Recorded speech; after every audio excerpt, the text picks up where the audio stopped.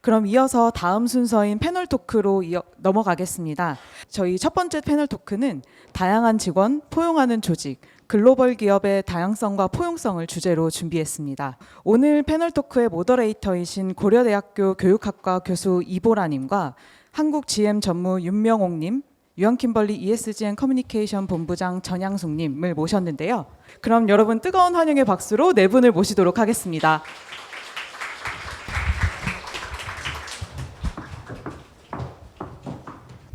네, 안녕하세요. 저는 고려대학교 교육학과에서 일하고 있는 이보라라고 합니다. 반갑습니다. 네, 제가 왜 사회를 맡았는지 좀 궁금하실 수도 있겠습니다만, 네, 조금 말씀드리면 저는 고려대학교 다양성위원회에서 4년간 위원으로 일을 했고요. 지금 다양성연구소에서 또 이제 다양성 교육 프로그램 개발과 관련된 과제를 수행 중에 있습니다. 그래서 사실은 오늘 이렇게 참석하게 되어서 저도 매우 영광으로 생각합니다. 일터에서의 다양성과 포용성을 주제로 한 이제 첫 번째 패널 토크의 제목은 다양한 직원, 포용하는 조직, 글로벌 기업의 다양성과 포용성입니다. 다양성과 포용에 대한 논의가 점점 활발해지면서 각 기업이 내외부적으로 하고 있는 노력이나 선진 사례에 대한 관심도 높아지고 있는 것 같아요. 그래서 오늘은 일찍부터 다양성과 포용이라는 가치를 강조하고 또 기업 안팎으로 혁신을 시도하고 있는 글로벌 기업의 임원분들을 한자리에 모셨습니다. 한국 GM 커뮤니케이션 총괄 윤명옥님, 그리고 유한킴벌리 지속가능 경영 ESG 및 커뮤니케이션 총괄 전양숙님을 모셨습니다. 네, 오늘 편안한 논의를 위해서 제가 일부러 이제 직함은 생략하고 님이라는 호칭으로 통일하기로 하였습니다. 네, 이해해 주시기 바랍니다. 특히 이번 세션을 위해서 저희가 글로벌 기업이면서 사내 다양성위원회 또는 다양성협의회 등 사내 자치기구를 적극적으로 운영하고 있는 분들을 좀 모셨고요. 제가 호명해드린 순서대로 간단한 자기소개를 먼저 부탁드리겠습니다. 여러분 안녕하세요. 네, 저는 제네럴모터스 한국사업장의 한국GM 커뮤니케이션 총괄하고 있는 윤명옥입니다. 네, 만나서 반갑습니다. 네, 안녕하세요. 저는 ESG 사무국 그리고 환경경영, 사회책임, 커뮤니케이션, 리스크 매니지먼트를 담당하고 있는 전양숙입니다. 네, 세 분 모두 반갑습니다. 그럼 본격적으로 토크를 시작해 보도록 하겠습니다. 세 회사 모두 다양성을 다루는 사내 조직을 운영하고 있다는 공통점이 있는데요. 한국 GM 얘기를 조금 더 들어보고 싶은데 한국 GM 사업장 1층에는 노틀담 베이커리라는 특별한 카페가 있다고 합니다. 사내 다양성위원회 활동의 결과물이라고 들었는데요. 어떤 계기와 취지로 이 카페가 생겼는지 좀 설명 부탁드립니다. 네, 먼저 저희 회사 혹시 제네럴모터스가 뭐 하는 회사인지 여러분들 다 아시나요? 제가 제 일을 제대로 하고 있는지 테스트를 좀 하고 싶어가지고 홍보를 하는 사람이라서 네, 차를 만드는 회사고요. 차를 만드는 회사 제조업 중에서도 가장 보수적인 문화를 가진 산업입니다. 그런데 그런 보수적인 문화를 가지고 있는 회사에 그 저희 본사 1층에 그 발달 장애인 그 장애인들과 비장애인이 같이 협업해서 카페를 운영하고 있어요. 그게 방금 말씀하신 노틀담 카페인데요. 노틀담 수녀회에서 운영을 하고 있는 단체고 장애인 고용을 목적으로 하는 단체입니다. 네, 저희가 어떻게 그런 단체를 카페로 원래 그 자리에 별다방이 있었어요. 네, 별다방이 나가시고 그 자리에 이제 어떤 공간을 둘까라는 이야기를 할 때 사실 다양성위원회가 주도적인 역할을 했는데 그 얘기를 말씀드리려면 GM에서 왜 이 다양성, 포용성 이야기를 하기 시작했는가를 좀 말씀을 드리면 좀 도움이 될 것 같은데 2020년도에 미국에서 큰 사건이 있었죠. 인종 갈등에 촉발이 됐던 조지 플로이드 사망 사건이 있었습니다. 미국에서 굉장히 제조업 회사로서 대표 기업이라고 할 수 있는 제네럴 모터스는 그런 사회적 이슈를 그냥 두진 않았어요.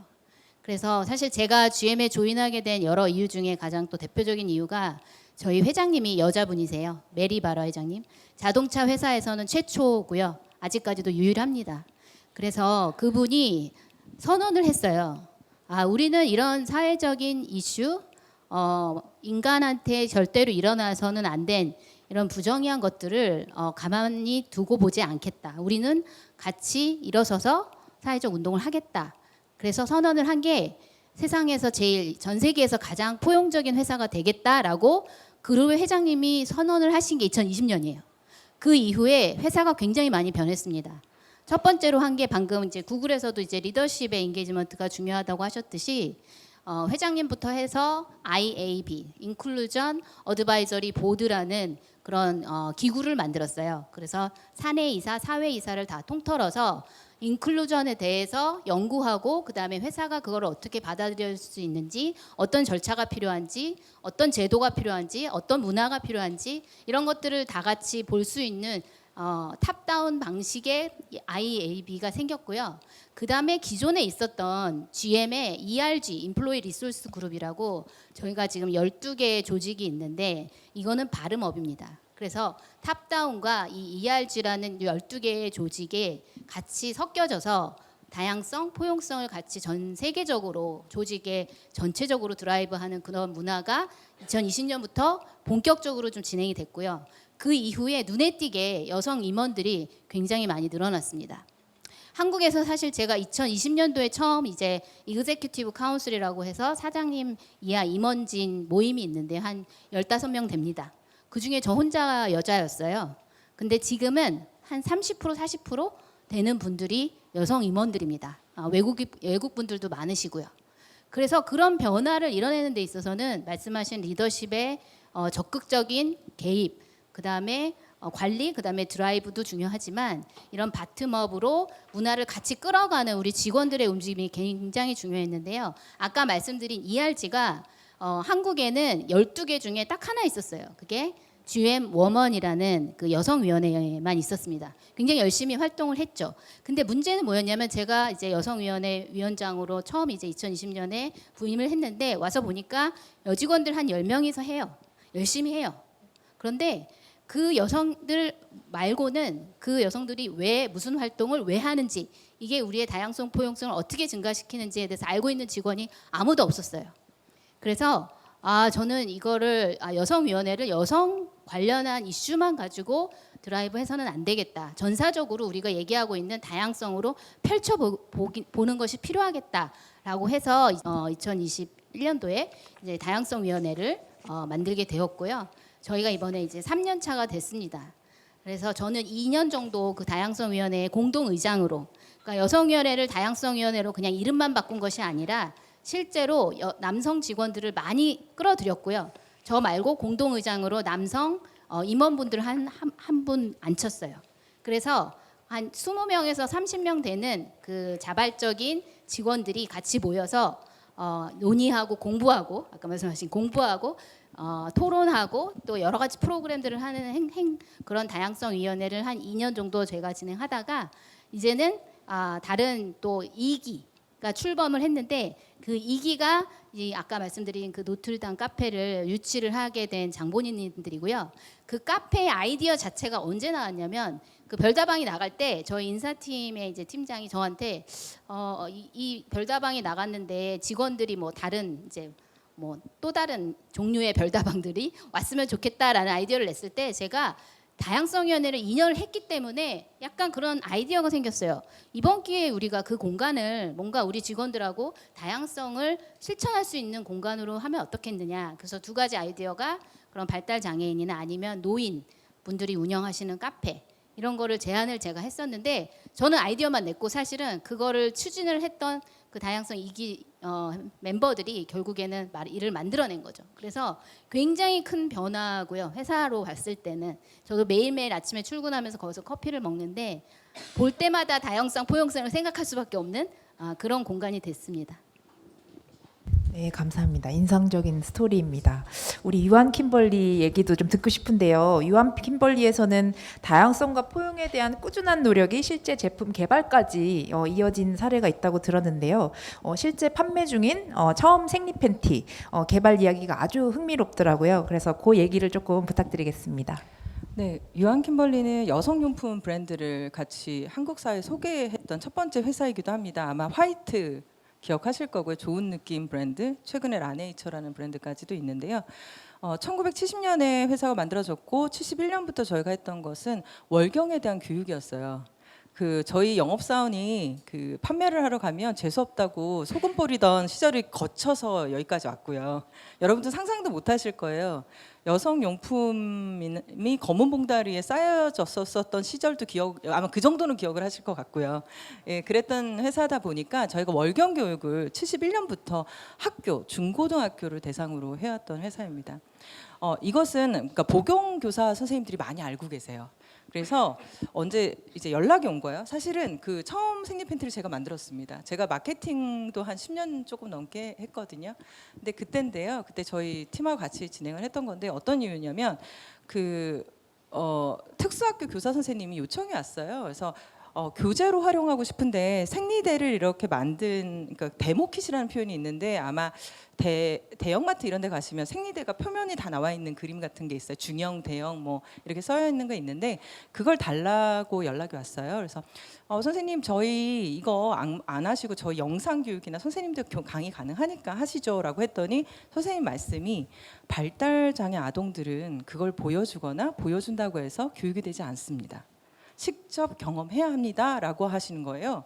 그래서 그러면 어떻게 하지라고 했는데 저희가 아마 기억하실 거예요. 깔창 생리대 이슈도 있었고요. VOC 이슈도 있으면서 여성 용품에 대한 관점들이 사회적으로 굉장히 다양하게 요구되고 있다라는 것을 저희도 배웠고 그 당시에 저희가 시작한 프로젝트였어요. 100만 패드씩 경제적으로 어려운 친구들한테 기부하는 프로젝트는 지금 벌써 8년째 1000만 패드 이상 기부를 하고 있고 경제적으로 어려운 거 말고 한국 사회 월경에 관련된 프로블럼이 어디 있어라고 했을 때 이제 우리 팀에서 같이 고민하면서 아무래도 장애 여성에 대한 관점은 우리가 없었던 것 같아.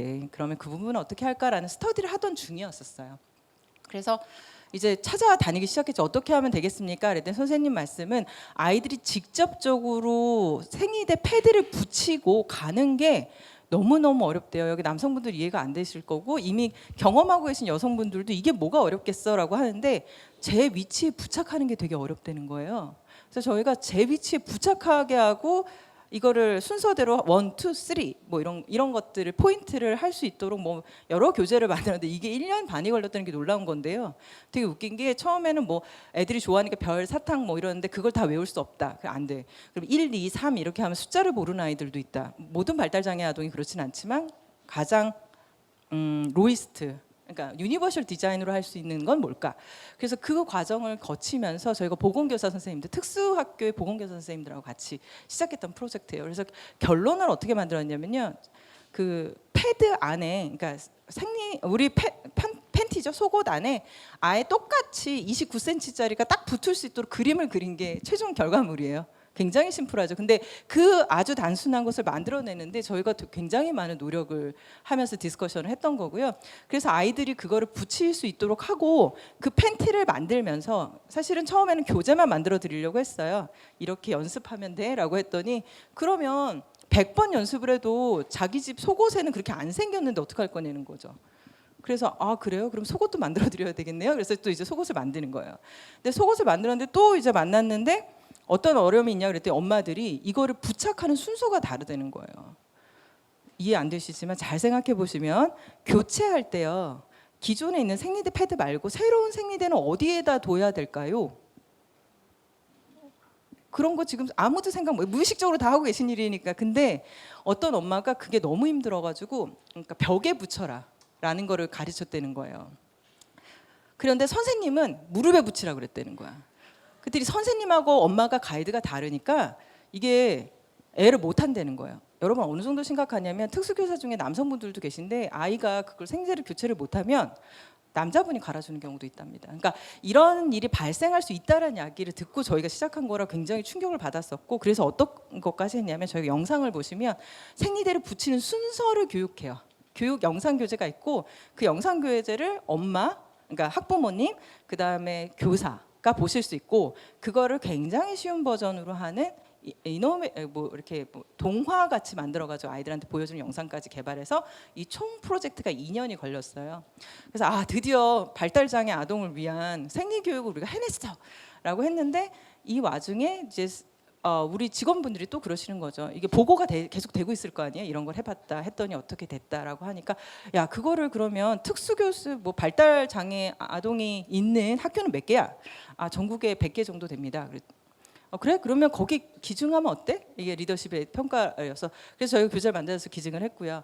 그거는 이제 여러 번 쓰실 수 있도록 만들어서 드렸고 근데 그거 혹시 처음 생리를 하는 아이들한테도 되게 도움이 되는 거 아니야? 유니버설 디자인이니까 우리 초경할 때 사실은 잊어버렸잖아. 근데 그 아이들은 그런 프로블럼이 있지 않아? 라고 해서 또 그걸 제품으로 상품화해서 지금 판매를 하는 제품이 됐어요. 그래서 사실은 저희가 이 여정 속에서 많이 느꼈던 것은 우선은 어디에 범주까지가 소비자니까 그러니까 우리 인가에 대한 거를 정의를 하는 습관들이 우리에게 있구나. 그러니까 예를 들면 유한 킴벌리 사람들은 적어도 우리가 항상 부르게 40년 했기 때문에 지역사회에 관점은 있는 회사다 보니 이 문제가 비즈니스하고 아주 다이렉트하게 있던 있지 않던 이 문제를 풀면 결과적으로 사회나 기업에 도움이 될 거라는 믿음이 있는 기업 문화를 가졌었고 그걸 가지고 저희가 특허도 냈어요. 제가 특허를 갖고 있습니다. 그 부분에 대해서 글로벌리 그게 처음이래요. 그런 발달 장애 아동의 생리대 교체 교육을 위한 프로그램은 처음이라고 하더라고요. 그래서 그거를 같이 하셨던 디자인, 그다음에 고객 지원 함께해서 한 10분 정도가 함께 하셨던 프로젝트였고요. 그래서 지금은 잘 판매가 되고 있습니다. 그래서 처음 생리 팬티라는 그 단어도 보건교사분들이 본인들이 생각하기 가장 좋은 브랜드 이름, 제품 이름을 처음 생리할 때 쓰는 거라고 해서 처음 생리 팬티를 이렇게 만들었고요. 그거는 지금 현재 위생 팬티 형태로 만들어서 유니버셜 디자인의 아주 대표적인 사례로 저희 스스로는 포용적 비즈니스라는 단어가 있긴 한데 그런 것들을 처음으로 우리가 한번 해본 경험이지 않을까라고 생각하고 있습니다. 예. 네, 그 제품 하나를 개발하기 위해서 얼마나 많은 노력이 들었는지가 막 고스란히 느껴지는 것 같아요. 사실 또 조직 문화 얘기를 하면 유한 킴벌리를 빼놓을 수가 없는데 유한 킴벌리는 특히 90년대부터 유연 근무제를 시도하기도 하고 또 굉장히 선진적인 조직 문화로 유명한데요. 여러 가지 다양성 관련 주제 가운데서도 특히 최근에 조금 우선순위를 두고 있는 그런 과제가 있을지 궁금합니다. 네. 유한 킴벌리에서 어떤 이야기를 할 때 제가 좀 죄송하게 생각하는 게 보통 한 번 얘기하면 한 30년 전, 40년 전부터 얘기를 좀 많이 하게 됩니다.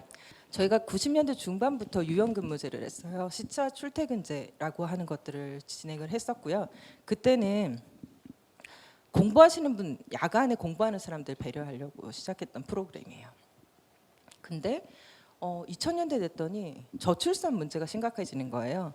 그래서 시차 출퇴근제를 사용하는 사람들이 사실은 엄마들 그리고는 아빠들 이렇게 늘어나더라고요. 그래서 저희가 제일 먼저 시간의 유연성, 시간의 다양성에 대한 것들을 고민을 했었고요. 그리고 근무를 할 때 꼭 회사에 있어야 된다라는 거를 이미 1999년에 저희는 그 부분을 깼습니다. 그래서 오피스에 꼭 오지 않아도 되는 직군들이 있었고요. 그게 영업 직군. 그래서 처음에 시도할 때는 장소의 문제죠. 장소의 유연성을 받아들인 건데 그러면 꼭 회사 안 와도 돼. 너 영업하는 그 고객사로 바로 가. 그리고 다시 돌아와서 해. 라고 하는 그런 행동들을 저희가 하면서 코로나 있을 때 바로 저희는 전면 재택을 3개월 했습니다. CEO까지 아무도 안 나오고 사무실에는 우리는 스마트워크 서비스라고 하는데 아마 총무팀이라고 이해하실 텐데요. 그 팀 빼고는 3개월 동안 나오지 않고 재택으로 근무했던 경험도 있죠. 그러니까 이걸 보시면 알겠지만 유연성에 대한 것들이 굉장히 다양하게 갖춰오는 꽤 오랜 노력을 했던 회사라고 봐주시면 될 것 같아요. 그러다 보니까 유연성에 대해서 굉장히 우리가 자부심이 있고 그 유연성은 다양성을 포함할 수 있는 역량이라고 우리 스스로 생각하게 됐어요. 그런데 실제적으로 요즘 저희 갖고 있는 고민은 인지적 다양성이에요. 분명히 뽑을 때는 다양한 사람을 뽑았거든요. 근데 저희 회사의 평균 근속 연수가 20년이 넘습니다. 그리고 평균 연령은 45세 정도 돼요. 그러니까 이직률이 0.1%밖에 되지 않는 회사고 아무리 저희가 뭐 성장을 하려고 노력을 하더라도 생활용품이라고 하는 건 인구 베이스로 움직이기 때문에 구글이라든가 뭐 GM처럼 막 빠르게 성장하기는 좀 어려운 직군이에요. 그러다 보니까 저희가 갖고 있는 고민은 인지적 다양성이에요. 이 인지적 다양성을 어떻게 확보할 것이냐가 지금은 저희한테 굉장히 큰 고민이고 그리고 젊은 친구들도 있고요. 경력직도 있고 근데 그분들이 저희가 굉장히 열심히 해서 채용을 하는데 그분들이 차지하는 비중이 20%가 넘지 않는 거예요. 그럼 그 사람들을 어떻게 포용할 것인가? 이게 저희가 갖고 있는 굉장히 큰 고민이었고 그러다 보니 여러 가지 시도들을 지금은 하고 있습니다.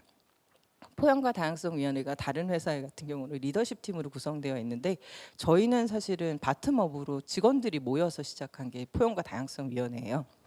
이제 조금 다른 이유는 그분들이 보기에 나는 소수자, 예를 들면 세대, 저희가 얘기하기 세대, 직책, 성별을 넘어 서로를 포용하는, 서로를 존중하는 회사가 되자가 그 캐치프레이즈고요. 그러면 그 세대, 직책 이런 것들 넘어서려면 어떻게 해야 돼라고 이야기를 시작할 때 첫 번째는 세대.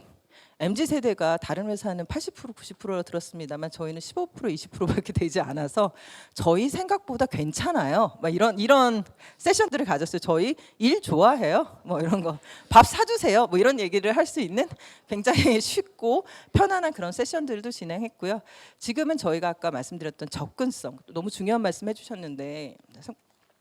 구글에서 말씀 주셨는데 보시면 그 접근성에 대한 개선들을 우리가 어떻게 할 것인가 저희가 지금 하고 있는 플랫폼 뭐 맘큐라든가 아니면 홈페이지에 저희 딴에는 한다고 하는 것들이 정말로 유용한가라든가 이런 것들에 대한 고민들이 있었고 이번에 저희가 문화 페스티벌을 하면서 다양성위원회는 DEI 하나하나가 소위원회가 있어요. 한 10명 정도씩 구성되어 있는데 그 친구들이 다 각각 친구라고 얘기하기 어렵네요. 저보다 나이 많으신 분도 많으니까 어린 사람부터 나이가 많은 사람까지 다양한 직종에 있는 사람들이 모여서 우리 회사가 생각하는 다양성은, 우리 회사가 생각하는 포용은, 우리 회사가 생각하는 형평성은 무엇인가에 대한 데피니션을 내리고 거기에 따라서 이제 액티비티들을 지금 시작을 하고 있습니다. 그러나 그 중에서 제가 가장 인상적으로 보는 것은 우리가 갖고 있는 편견이라고 하는 것, 고정관념을 어떻게 깰 것인가에 대한 사원들의 고민들이 굉장히 많으시다는 거였고 그래서 이번 했던 액티비티 중에 재밌는 거 나는 뭐뭐이지만 뭐뭐입니다. 저는 40대이지만 BTS를 좋아합니다. 뭐 예를 들면 저는 20대이지만 순댓국을 좋아합니다. 뭐 이런 식으로 사람들이 뭐뭐이지만 뭐뭐하다라는 다양성의 트렌드, 다양한 모습들을 인간 나로서 인정해 줬으면 좋겠다는 얘기들을 굉장히 가볍게 이야기를 해주셨는데 그 가벼운 이야기들 속에서 우리가 굉장히 어렵게 뭐 DEI 뭐 이러니까 이건 너무 중요하고 경쟁력이야 이렇게 얘기해 버리는 게 아니라 사원들이 스스로 자기가 얘기하게 함으로써 나는 그런 사람이야라고 할 수 있도록 만드는 그런 경험들을 만들어내지 않았나 싶습니다. 인지적 다양성은 쉽지 않아요. 왜냐하면 다양한 걸 존중하기가 너무 어렵거든요. 특히 리더들은. 효과적으로 빨리 내 말대로 했으면 좋겠다는 게 사실 조직에서는 아마 경험하고 계실 텐데 그럼에도 불구하고 우리가 들어야 되는 이야기들을 어떻게 듣고 말할 것인가는 우리가 앞으로 가져야 될 가장 큰 과제라고 생각하고 있습니다. 감사합니다. 네, 저는 교수이지만 펭수를 좋아합니다. 네. 네, 감사합니다. 저희가 지금 뭐 다양하게 뭐 이런 다양성과 포용의 가치들이 어떤 변화들을 이끌어내고 있는지 얘기를 하고 있는데 사실은 이런 변화 중에서 조금 굉장히 주목할 만한 부분이 이제 GM 내에서 지금 일어나고 있는 변화인 것 같은데 이 다양성과 포용이 구성원 평가에도 반영되어서 실제로 행해진다고 하는데요. 그 평가를 받는 개별 구성원으로서도 매우 예민하게 조금 주목할 부분인 것 같은데 GM의 사례를 조금 명홍님께서 설명해 주시면 감사하겠습니다. 네, 아마 여기 글로벌 기업도 아마 비슷한 사례가 있으실 것 같은데 결국에는 기업에서 문화를 만든다는 것은 문화는 결국엔 모든 사람들의 행동의 합이잖아요. 어떤 행동들이 좀 비슷한 패턴으로 흘러갈 때 그것들이 이제 문화가 됐는데 그러면 그 문화를 만들겠다고 얘기했을 때 어떻게 사람들이 그런 마인셋을 갖고 그 마인셋이 그런 행동을 일으킬 것인가를 고민했을 때 가장 효과적인 방법은 결국엔 거기 그 조직의 구성원들을 평가할 때 우리가 원하는 모양의 문화를 선구할 수 있는 행동을 보인 직원을 평가를 좋게 주는 거죠. 예, 그게 가장 효과적인 방법이라서 그거를 저희가 아까 말씀드린 대로 가장 포용적인 기업이 되겠다라고 선언함과 동시에 이제 조직 글로벌 회사들이 대부분 그렇지만 저희가 인재를 평가를 할 때 두 가지 축이 있어요. 그러니까 여러분이 흔히 알고 계시는 퍼포먼스, 그러니까 내가 내 일을 얼마나 잘했나, 내가 내 성과를 얼마나 잘했나, 뭐 정량적으로 나오기도 하고 정성적으로 나오기도 하죠. 굉장히 뭐 평가가 눈에 보여요. 뭐 숫자로 나오는 영업 부서들도 있고 숫자로 나오지 않는 뭐 그런 부서들도 있지만 굉장히 평가하기 쉽고 매니저와 또 그 팀원이 앉아서 그런 성과 관리에 대해서 얘기하기 굉장히 굉장히 이지한 부분이 있는데 이 다른 한 축은 이제 비헤이비어예요. 저희도 그렇고 다른 글로벌 기업들도 그렇고 그냥 성과만 잘 내는 하이 퍼포머라고 했을 때 정말 뭐 성과만 아주 잘 내면 그 사람이 정말 이 회사에서 인정받는 인재인가? 사실 그건 아니거든요. 예를 들어서 영업맨이 자기의 영업을 초과 달성했어요. 그런데 부정한 방법으로 했거나 아니면 회사에서 얘기하는 이런 비헤이비어에 맞지 않는 행동을 했을 때는 그 사람은 탑 퍼포머가 아니에요. 그래서 두 가지가 양쪽으로 양축으로 존재하고 저희는 그 비헤이비어를 8가지로 규정을 합니다. 네, 원래는 7가지가 있었어요. 뭐 비볼드 해라, 그다음에 인테그리티를 지켜라, 원팀으로 일해라, 뭐 think customer 해라, look ahead 해라, 뭐 이런 되게 좋은 말들 그런 비헤이비어들이 있는데 그 2020년에 이제 회장님이 그렇게 발표를 하시고 한 가지가 추가됐죠. 뭘까요?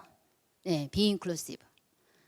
그래서 저희가 그 8가지 비헤이비어를 보면 행동 양식들이 다 있습니다. 우리가 원하는 비헤이비어 A, B, C라고 했을 때 정말 A 모델, 정말 잘하는 직원들의 행동 양식은 이런 거야 해서 굉장히 구체적으로 명시를 해요. 그래서 be inclusive라는 그 행동 양식에도 포용적인 사람이 보여줄 수 있는 바깥에서 봤을 때 관찰할 수 있는 그 사람의 행동 패턴 이런 것들이 굉장히 자세하게 적혀져 있습니다. 그럼 직원들은 좋은 인재가 되고 싶죠. 회사에선 평가를 잘 받아서 승진도 빨리 하고 싶고 퍼포먼스로 인해서 연봉도 더 많이 받고 싶고 인센티브도 더 많이 받고 싶어요. 그러면 그 행동 패턴에 맞춰서 일을 해야 되기 때문에 be inclusive가 뭐지? 그렇게 하려면 나는 어떻게 행동을 해야 되지라는 거를 고민하기 시작하면서 굉장히 문화가 그 방향으로 쉽게 흘러 들어갔어요. 그것뿐만이 아니에요. 평가를 하는 것뿐만 아니라 저희가 GM 레코그니션이라고 서로에게 칭찬을 하는 문화가 있어요. 그 시스템으로. 그럼 포인트도 주기도 해요. 포인트가 쌓이면 뭐 물건을 살 수도 있고. 그런데 거기 레코그니션에는 아까 말씀드린 뭐 하이 퍼포먼들한테 당신 일 잘했으니까 얼마 줄게요. 이런 거 없고요. 8 비헤이비어에 대해서 만약에 본인이 어떤 행동을 했을 때 피어든 아니면 뭐 상사든 아니면 부하 직원이든 그 사람들이 자유롭게 또는 다른 부서에 있는 사람도 마찬가지고 그 레코니션 해줄 수 있는데 거기에 A 비헤이비어 중에 비 인클루전이 들어가다 비 인클루시브가 들어가다 보니까 저희가 통계를 내봤는데 원팀이 제일 많긴 해요. 제일 흔하잖아요. 우리 원팀 뭐 그러면 원팀이야 뭐 이런 게 많은데 나머지보다 그 다음으로 많은 게 비 인클루시브라고 보여줬어요. 굉장히 고무적인 결과인 거예요. 그건 뭐냐면 사람들이 그만큼 포용적인 행동이라는 게 뭔지를 알고 있고 또 포용적인 행동을 하는 사람을 분명히 보고 있고 그 사람들이 칭찬을 받고 있고 그러면 내가 그 비인클루시브하다고 칭찬을 받으면 어떻게 돼요? 예. 나 더 해야지. 더 해서 내가 여기서 인재가 돼야지. 그러니까 자연스럽게 이게 뭐 회의를 할 때 아니면 뭔가 디시전을 내릴 때 우리가 어디 나가서 뭔가 활동을 할 때 그 비인클루시브에 나오는 행동 양식을 직원들이 그대로 하게 된다는 그런 아주 효과적인 경영 방식을 지금 GM에서 하고 있고 너무나 효과적으로 잘 스며들고 있어요. 그래서 제가 아까 말씀드린 탑다운, 뭐 리더십부터 해서 이걸 굉장히 시리어스하게 생각하고 바텀업으로 우리가 ERG를 통해서 다양성위원회를 막 활보를 시키고 또 인사평가 제도, 그 다음에 서로가 사람들이 서로를 칭찬하는 제도에도 비인클루시브를 넣음으로써 이 다면적으로 회사의 문화가 굉장히 빠르게 급속하게 변하는 것이 저희가 지금 지켜보고 있는 GM의 모습입니다. 또 하나 재밌는 거는 저희가 GM은 사실은 다양성, 포용성도 중요하지만 가장 중요한 가치가 있어요. 안전이에요. 왜냐하면 자동차 회사이기 때문에 자동차를 만드는 거는 자동차는 뭐냐면 사람의 목숨을 왔다 갔다 하게 만드는 물건이거든요. 소비재 중에 가장 비싼 물건. 그죠? 자동차를 잘못 만들면 어떻게 돼요? 그죠? 사고가 나고 인명이 다칩니다. 그래서 자동차를 만드는 안전, 그다음에 작업장에서의 안전. 저희는 이 핸드폰을 보거나 이 들으면서 걸으면요, 전화를 하면서 걸으면 바로 걸려요. 사업장에서는 사장님들한테 매우 혼납니다. 그래서 모두 이렇게 서서 받고 끊고 걷고 뭐 이런 게 되게 습관이 돼 있어서 안전이 그만큼 굉장히 중요한 회사인데 그래서 모든 미팅에 저희가 미팅을 많이 하잖아요. 모든 미팅의 맨 처음에 시작하는 게 그냥 주제를 시작하는 게 아니라 세이프티 톡을 해요. 안전에 대한 모든 거를 그냥 어떤 사람들이 돌아가면서 한 5분 정도 오늘 저의 세이프티 스토리는 이겁니다. 오늘 제가 넘어졌는데요. 왜 넘어졌냐면요. 이렇게요. 제가 오늘 병에 걸렸는데 왜 걸렸냐면요. 이런 걸 해요. 저도 처음에 와서 이 바쁜데 이걸 하고 있네. 얘기하기도 바빠 죽겠는데 미팅도 끝날래 아직 멀었는데 근데 그게 너무나 중요하다는 걸 알기 때문에 그거에 대해서 아무도 퀘스천 안 하거든요. 근데 거기에 컬처 톡을 하나 더 넣었어요. 그게 뭐냐면 포용성, 다양성에 대한 컬처를 이야기해라. 그래야만 우리가 그냥 단순히 포용성이 중요합니다 이게 아니라 매일 미팅에 오면 자 다양성, 포용성에 대한 당신의 주제를 하나 얘기해 보세요. 어려워요. 왜냐하면 매번 똑같은 걸 얘기할 수 없잖아요. 이 사람이 A를 얘기하면 나는 B를 갖고 와고 B를 얘기했으면 C를 갖고 와야 되는데 그러다 보니까 공부를 안 할 수밖에 없죠. 그죠? 네, 계속 공부하고 새로운 게 뭐야? 유튜브도 찾아보고 뭐 검색도 하고 다른 회사에서 하고 있는 것도 찾아보고 또 우리 주변에 일어나고 있는 여러 다양성, 포용성 사례도 발견하게 되고 그걸 같이 공유하면서 우리의 지식 수준이 굉장히 높아지고 있는 그런 거를 경험을 하고 있습니다. 그래서 이런 것들이 굉장히 복합적이고 입체적으로 다면적으로 벌어지고 있기 때문에 우리가 문화를 지금 만들어가고 있구나라는 거를 모두가 확신할 수 있는 회사가 된 것 같아요. 네, 감사합니다. 오, 박수까지 나올 정도의 사연이에요. 이게 역시 시장을 선도하는 기업들이라 그런지 이렇게 정말 사례들이 엄청 혁신적이네요. 네, 네. 하지만 분명히 어려움도 있었을 것 같거든요. 이게 쉽지만은 않았을 것 같은데 그 여정이 그래서 그런 내용을 좀 여쭤보고 싶어요. 먼저 명옥님께 좀 여쭙고 싶은데 제조업이라는 산업이 이제 다소 좀 보수적이라는 이미지가 어쨌든 있어서 조금 특히 어렵거나 그러지 않았을까 혼자 추측을 해보는데요. 어떤 난관이 있었는지 그리고 그런 걸 어떻게 극복했는지 조금 나눠주실 수 있을까요? 네, 제가 GM에 조인해서 아까 말씀드렸듯이 이제 여성위원회를 이제 리드를 하는 걸 이제 맡았는데 그때 여기 남성분들도 많으시고 이제 여성분들도 많으시고 그런데 양쪽한테 똑같은 피드백을 받았어요. 여성한테 특혜를 주는 조직입니다. 없어져야 합니다. 여성, 남성 똑같이. 제가 깜짝 놀랐어요. 아, 이 정도의 인지 수준이구나. 여성위원회에 대해서 우리 회사가 저는 여성위원회가 필요하다고 믿는 사람이고 뭐 지금 사회적으로 뭐 페미니즘에 대한 혐오도 있고 뭐 한데 사실 그거랑 상관없이 여성위원회는 꼭 필요하고 여성의 경력 개발을 통해서 여성 리더를 길러야 합니다. 그런데 그게 너무 팽배한 거예요 조직 내에. 그래서 여성위원회에서 뭐만 한다 그러면 또 뭐해? 모여서 또 비싼 밥 먹어 회사 돈으로? 또 모여서 뭐해? 꽃꽂이 클래스에? 뭐 요리 배워? 이런 스테레오타입의 여성의 그 성향을 그 조직에 그대로 투영하는 모습이었어요. 아 그래서 이렇게는 안 되겠다. 저희가 직원이 12,000명입니다.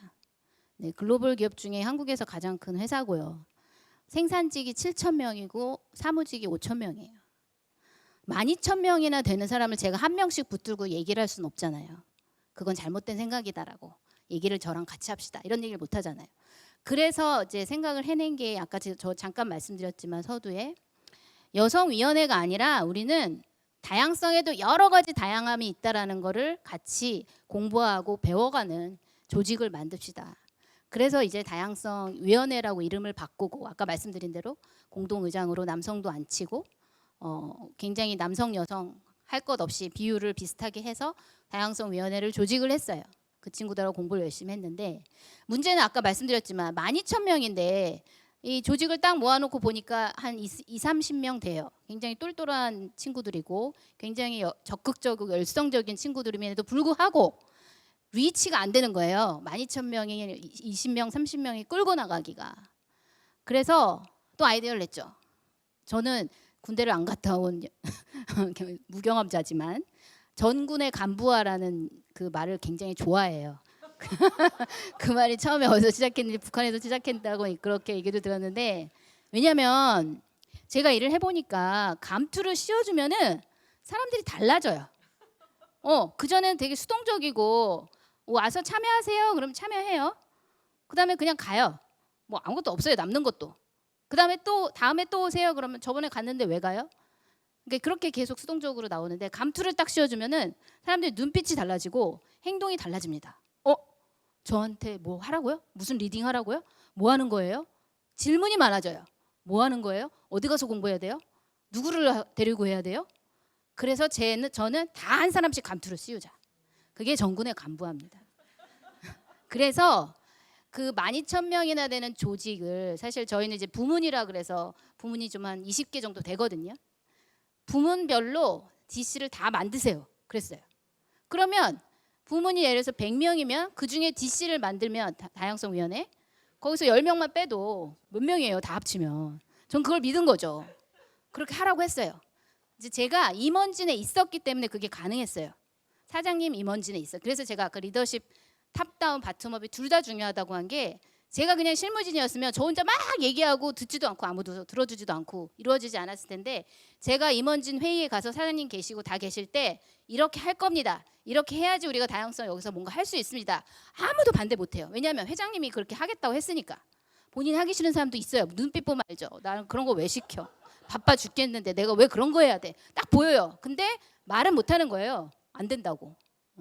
그래서 저희가 그걸 했어요. 슈퍼 그룹을 만들었어요. 각 부문별로 다양성위원회 다 조직하세요.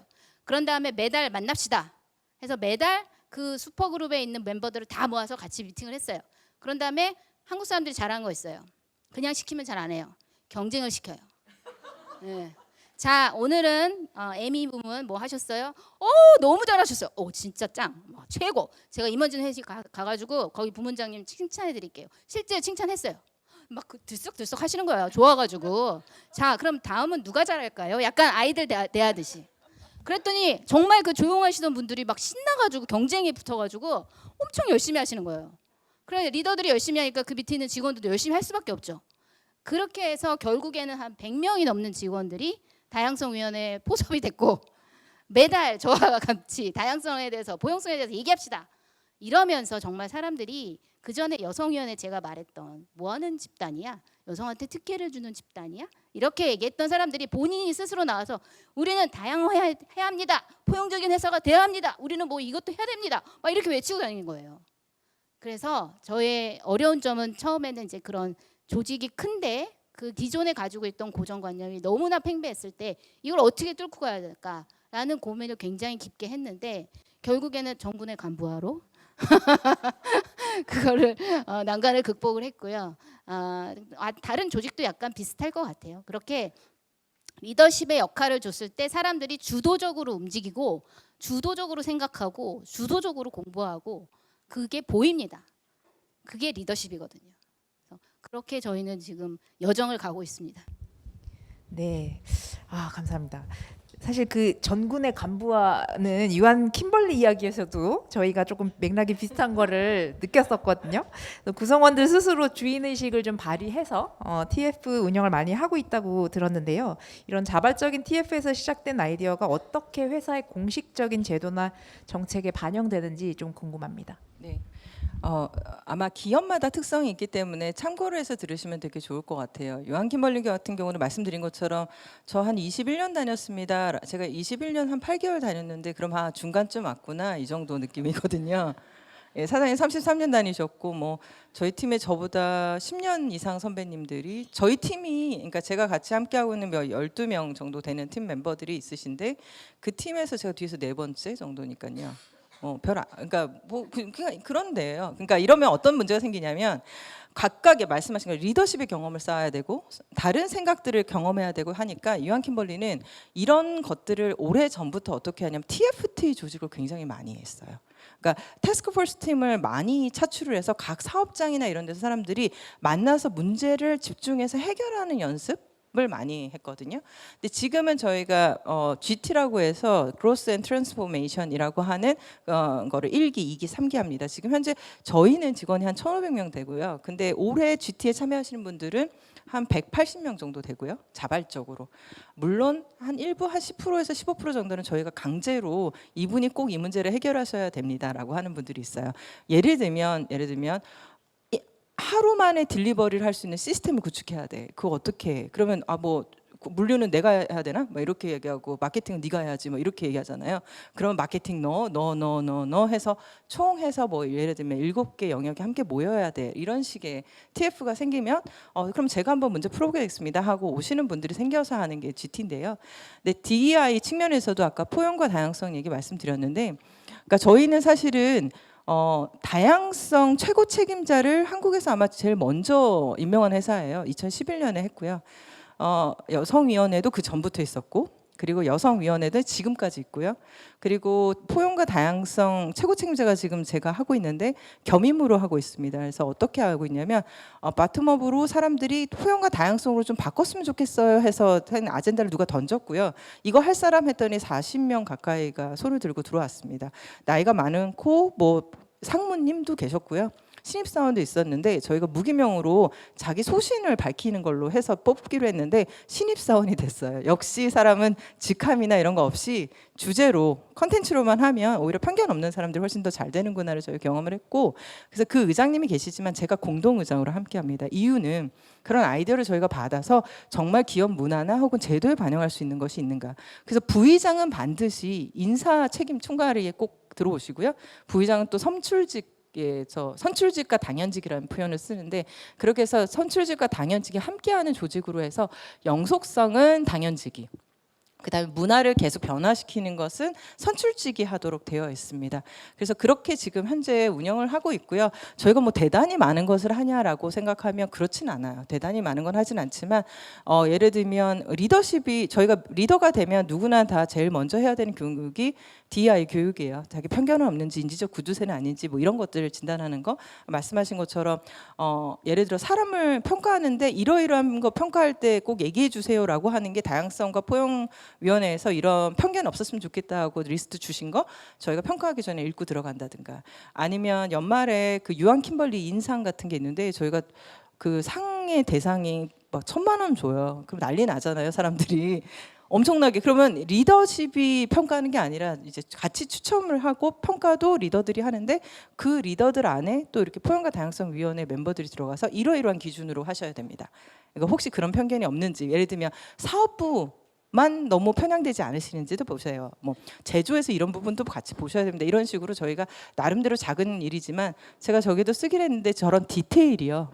별거 아닌 것 같고 뭐 그렇지만 사실은 지구 환경을 위해서 일을 한다라고 하는 대의에서 문제가 생기는 경우는 없습니다. 그러나 네 자리에 쓰레기통을 없애자라고 하면 난리가 나요. 왜냐하면 이게 또 편한 일이니까. 그래서 이런 작은 디테일들을 어떻게 바꿀 것이냐가 굉장히 중요하고요.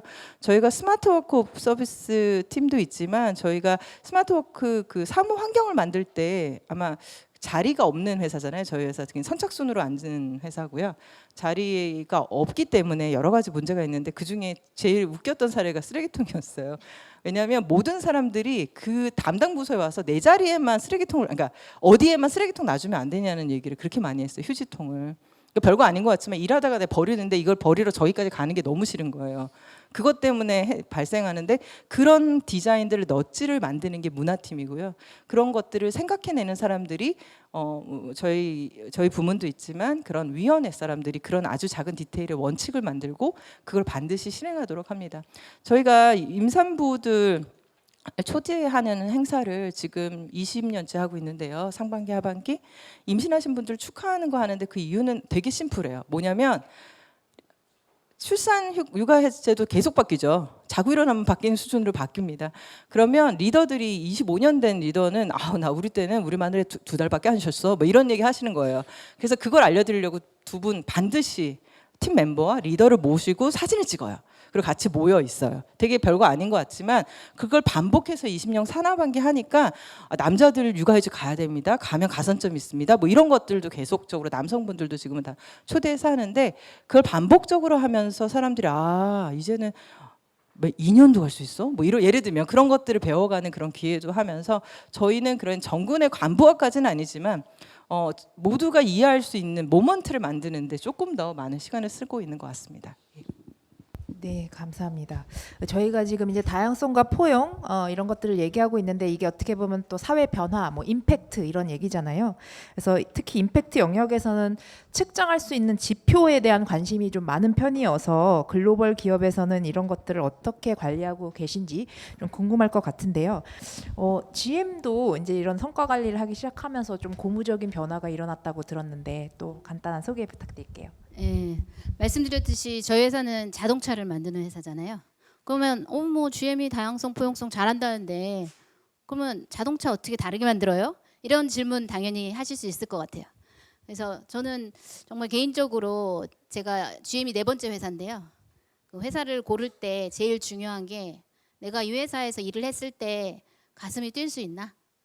이 회사가 하는 일이, 이 회사가 만들어내는 제품이 서비스가 우리 인류 사회에 정말 선한 영향력을 줄 수 있는 건가? 거기에 예스라고 말을 못하면 저는 회사를 선택을 안 하거든요. 왜냐하면 힘들 때마다 나의 선택이 잘못됐다라고 계속 스스로 막 자괴감에 빠질까봐.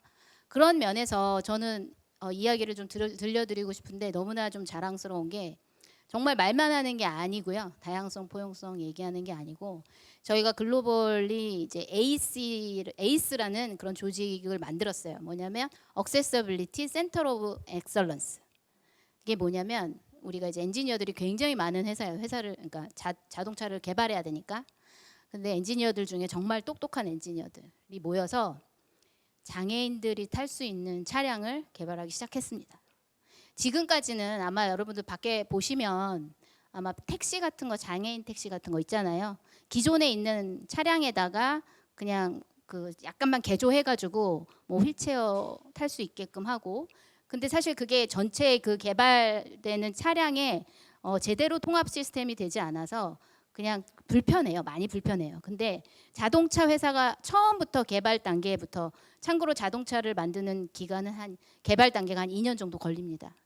근데 그 처음 단계부터 장애인들의 그 패턴, 또 장애인들이 불편한 거를 캐치를 해서 자동차를 만들어낸다면 아마도 지금 가지고 있는 우리가 보이는 그런 개조된 자동차들하고는 굉장히 다른 차원의 장애인들을 포용할 수 있는 자동차가 될 거라고 생각하고, 그 팀이 그런 일을 하는 팀이에요. 그래서 제가 들은 거는, 저희가 이제 디자인 띵킹이라고 여러분들 들어보셨는지 모르겠지만 그 방법론을 써가지고 엠퍼스 인터뷰를 장애인들을 다 합니다. 차를 탈 때, 차를 부를 때, 차에서 내릴 때, 차를 운전할 때 어느 부분이 불편하신가요?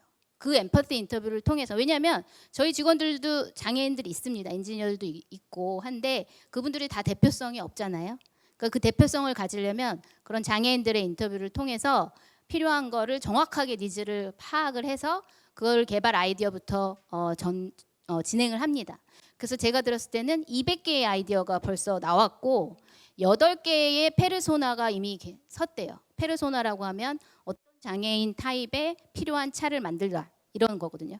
그래서 이 프로젝트가 지금 진행되고 있고, 제가 본 이제 2가지 사진이 있는데 너무나 감동적인 게, 이제 휠체어가 이렇게 우리 왜 그 약간 우리 에스컬레이터처럼 차를 딱 문을 열면 그게 쭉 내려와요. 그럼 휠체어가 그냥 이렇게 타고 올라갈 수 있도록, 일반 밴인데 저희 회사에서 팔고 있는 이제 트래버스라는 차가 있는데 거기 뒷문을 열면 그게 이렇게 쪼록 내려와서 휠체어가 들어갈 수 있게. 저희가 GM 에이블이라는 그 ERG에서 그 다양성위원회 하나인데요. 체험 행사를 했는데 한번 제가 거기에 참여를 했어요. 뭐였냐면 제가 휠체어를 타봤어요.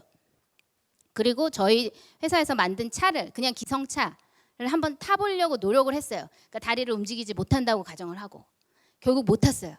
정말로 팔 힘이 정말 근육 운동을 많이 해서 선수처럼, 그런 분들 아니면 이 팔로 이 몸을 지탱해서 옮겨야 되거든요. 휠체어에서 그걸 잡고 옆으로 앉아서 이렇게 들어가야 되는데 모든 분들 다 실패한 거예요. 저희 사장님부터 시작해서 이건 되게 심각하다. 그래서 그게 가능한 차도 지금 사진을 봤어요. 이렇게 의자가 밖으로 튀어나와서 장애인이 옆에서 그냥 탈 수 있게, 그럼 바로 올라가서 운전석에 앉을 수 있게. 근데 장애인이 그런 휠체어만 타고 있는 장애인만 있는 건 아니잖아요. 시각장애인, 청각장애인, 운전할 때 필요한 여러 가지 감각들이 부족한 분들이 많은데 그분들에 대해서도 각각의 그런 페르소나를 정해서 그걸 자동차를 개발하는 걸 저희가 지금 하고 있습니다. 그래서 너무나 그걸 보면 정말 맞는 회사에서 일을 하고 있구나라는 생각이 들고 또 마지막으로 말씀드리면 그 프로젝트 할 때 제가 봤던 되게 감명 깊었던 그 슬라이드가 뭐였냐면 제목이 그거였어요. 모든 사람들은 장애를 갖고 있습니다. 뭐냐면 장애에는 3가지 종류가 있어요. 영구적 장애, 그 다음에 일시적 장애, 상황적 장애. 예를 들면 팔이 한쪽에 없는 영구적 장애인이 있을 수 있어요. 일시적 장애는 뭘까요? 팔을 다쳤어요. 팔을 못 써요. 네, 그러면 일시적 장애. 상황적 장애는 뭐예요? 애를 안고 있어요. 이쪽 손으로. 일 못 쓰잖아요. 그러니까 모든 사람들은 장애를 느끼고 체험한다. 일상생활에서. 그 말은 우리도 다 장애인이라는 거예요. 그럼 이 관점이 굉장히 많이 바뀌어요. 실제로 조사에 따르면 미국의 조사인데요. 장애를 가진 인구가 전체 인구의 26%예요. 굉장히 크죠. 그리고 그 장애인들을 보살펴주는 케어기버까지 하면 40%. 그럼 이걸 비즈니스적으로 그냥 생각했을 때 단순히 GM이 세상에 좋은 일을 하고 싶어 이게 아니라 돈을 벌어야 되잖아요. 기업은 돈을 벌고 이윤을 내야 되잖아요. 계속 지속적으로 발전하려면 돈이 되는 거예요. 왜냐하면 장애인들 플러스 케어기버까지 40%가 되는 인구가 미국 시장에 있어요. 근데 그거를 여태까지 우리는 장애인 대상 차량을 만들지 않아 라는 전제를 가지고 지금까지 비즈니스를 해온 거거든요. 그래서 이런 기회가 굉장히 다양성, 포용성 이런 사회공헌적인 활동 또는 기업 문화적인 활동 여기서 벗어나는 것이 끝나는 것이 아니라 기업의 비즈니스, 기업의 새로운 기회, 새로운 제품 이런 것들을 만드는데도 충분히 의미가 있고 충분한 발전을 가져올 수 있다라는 그런 의미가 있는 여정이라고 그렇게 저희는 생각하고 있습니다. 네, 감사합니다. 이제 시간이 조금 다 되어서 이제 마무리를 좀 슬슬 할까 합니다. 오늘 그 질의응답도 분명히 궁금한 거 있으실 텐데 커피 브레이크 동안 요 3분께 다가가셔서 인사도 드리고 하면은 분명히 응답을 해주실 거라고 믿습니다. 그래서 오늘 새 연사분께서 공유해주신 그런 사례가 참 다양했지만 저는 공통된 메시지가 있다고 생각을 해요. 그건 뭐냐면 다양성은 이미 이제 선택이 아니라 필수다라는 것인 것 같습니다. 한국 GM 유한 킴벌리 더 보여주실 다양성과 포용의 가능성이 더더욱 기대가 되고요. 더 많은 또 기업들이 이런 거를 또 참고 삼아서 앞으로 적극적인 노력을 시작하면 좋겠다라는 생각입니다. 네, 오늘 세션 같이 해주셔서 감사합니다.